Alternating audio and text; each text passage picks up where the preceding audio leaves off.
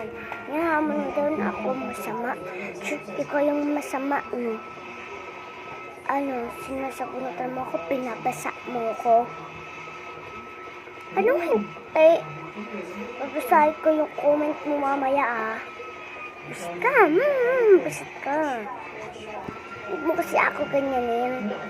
Nababisit sa akin mga followers ko dahil sa'yo.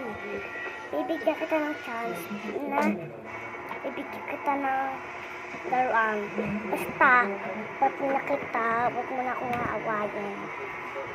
Or aasirin man. At huwag bibigyan ko.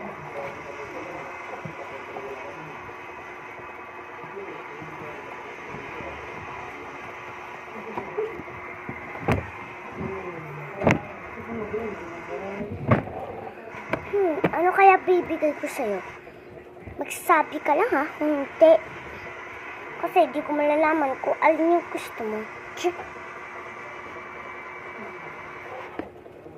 Huwag mo akong kakausapin na kahit may tent na ako.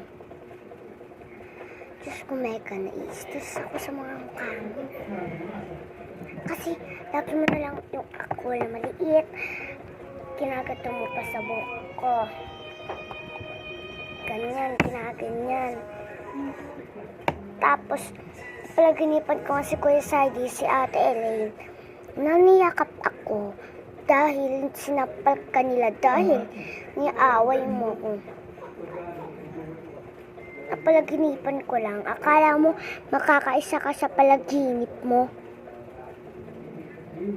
Kasi nakapalaginip ako si Ate Elaine na niaway ako at kinsan.